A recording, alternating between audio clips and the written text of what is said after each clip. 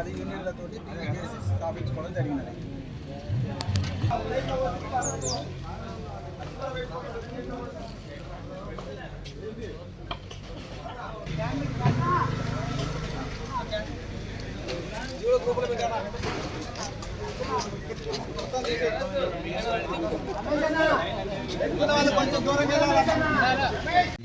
మనకేమన్నా చెప్పండి.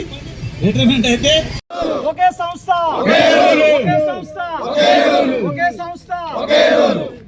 విద్యుత్ ఆర్టిజన్ కార్మికుల ఐక్యత, కన్వర్షన్ వెంటనే,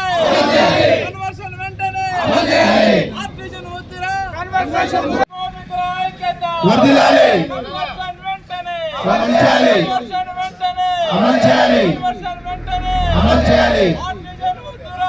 ఆర్టిజన్ ఉద్దిరా, కన్వర్షన్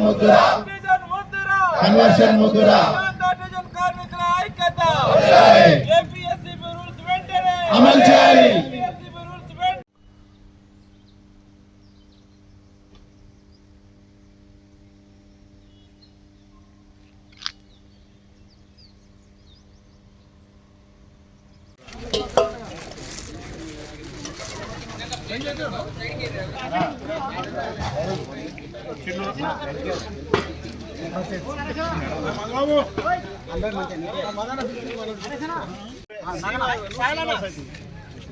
కార్మికులందరికీ చెప్పండి, ప్రతి ఒక్క న్యాయం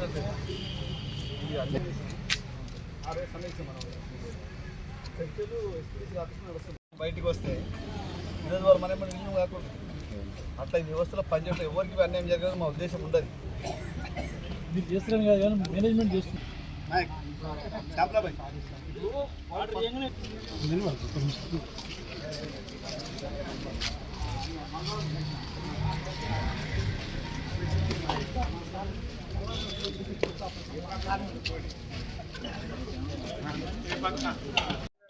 తెలంగాణ విద్యుత్ ఆర్టిజన్ ఎంప్లాయీస్ జేఏసీ తరఫున యాజమాన్యానికి సమ్మె నోటీస్ ఇవ్వడం జరిగింది.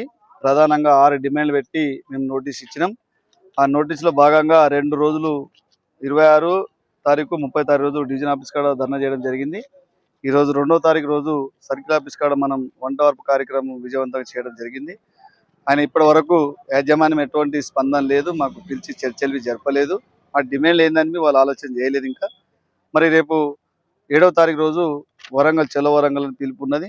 ఆ రోజు పెద్ద ఎత్తున కార్మికులందరూ తరలి ఎన్పిడిసిల ఆఫీస్ కాడ ధర్నా కార్యక్రమం ఉన్నది. ఆ ధర్నా సక్సెస్ చేసుకున్న తర్వాత 8వ తారీఖు నుంచి 7వ తారీఖు వరకు మా న్యాయమైన డిమాండ్లు పరిష్కారం కాకపోతే 8వ తారీఖు ఉదయం 9 గంటల నుంచి మేము అందరం సమ్మెలకు పోతున్నాం. డిమాండ్ ఏంటంటే ఈ డిపార్ట్మెంట్లో ఉన్న స్టాండింగ్ ఆర్డర్ ఏదైతే ఆర్టిజన్కు వృద్ధిలో తీసుకొచ్చి అది స్టాండింగ్ ఆర్డర్ రద్దు చేసి ఉన్న existing service rules APSCB service ఏదైతే ఉన్నదో ఇప్పుడు ఉన్న ఉద్యోగస్తులకు ఏదైతే రూల్స్ పనిచేస్తున్నారో అదే రూల్స్ అమలు చేయాలని ఒక డిమాండ్ ఉన్నది. దాని తర్వాత చదువును అర్హత బట్టి కన్వర్షన్ చేయమని చెప్పడం జరిగింది. ఆల్రెడీ డిపార్ట్మెంట్లో ఉన్న డిమాండే ఉన్న ఆర్డరే మనం అమలు చేయమని చెప్తున్నాం. ఇక 3వ డిమాండ్ కొంతమంది 2017లో ఆర్టిజన్ కాకుండా మిగిలిపోయారు అధికారుల తప్పిదం వల్ల, అలా దీనివల్ల వాళ్ళకు ఆల్రెడీ డిపార్ట్మెంట్లో పనిచేస్తారు కాబట్టి ఒక 300-400 మందిని వాళ్ళకు ఆర్టిజన్గా చేయాలని చెప్తున్నాం. 4వ డిమాండ్ ఎన్పిడిసిలో 1450 మంది ఫీల్డ్ వర్కర్లు ఉన్నారు అన్మెన్ గ్యాంగ్ అని, వాళ్ళకి ఆర్టిజన్గా, ఎందుకంటే ఈ ఎస్పీడీసీలో ఏ విధంగా అయితే పోల్ టు పోల్ వర్క్ చేస్తారో అక్కడ పోల్ టు పోల్ వర్కర్ ఉన్నారు కాబట్టి వాళ్ళకి ఆర్టిజన్గా చేయమని డిమాండ్ పెట్టినాం. ఇక చాలా మంది 6000 మంది దాదాపుగా పీసీరేట్ కార్మికులు పనిచేస్తారు. ఇలా వాళ్ళకి పాపం చాలని జీతాలు 2000, 4000, 5000 ఇట్లా వాళ్ళకి పీస్ ప్రకారం జీతం వస్తుంది కాబట్టి వాళ్ళకి చాలా అన్యాయం జరుగుతుంది. వాళ్ళకు మినిమం వేజెస్ ఇంతకుముందు డిపార్ట్మెంట్లో ఏదైతే ఉన్నదో అదే రూల్స్ ప్రకారం వాళ్ళకి మినిమం వేజెస్ ఇవ్వమని చెప్పడం జరుగుతున్నది. ఇక 6వ డిమాండ్ ఉన్నది మనది పిఆర్సీ. ప్రతి 4 సంవత్సరాలకు ఒకసారి డిపార్ట్మెంట్లో పిఆర్సీ అమలు అవుతుంది. మరి మాకు చాలా తక్కువ జీతాలు ఉన్నాయి కాబట్టి మాకు తప్పకుండా ఈసారి పిఆర్సీ అమలు చేయాలా. 30% ఇస్తేనే మాకు ఏమైనా న్యాయం జరుగుతుంది కాబట్టి ఈ పిఆర్సీ అమలు చేయాలని మేము 6 డిమాండ్ పెట్టి ఉద్యమం మొదలుపెట్టినాం. నా పేరు చింత ఎల్లయ్య, టీవీజేఏసీ స్టేట్ వైస్ చైర్మన్. మేము టీవీజేఏసీగా ఏర్పాటు చేసుకొని 10 యూనియన్లతోటి టీవీజేఏసీ ఏర్పాటు చేసుకోవడం జరిగినది. గత 2-3 నెలల నుంచి దఫాలుగా కార్యక్రమాలు చేస్తున్నాం.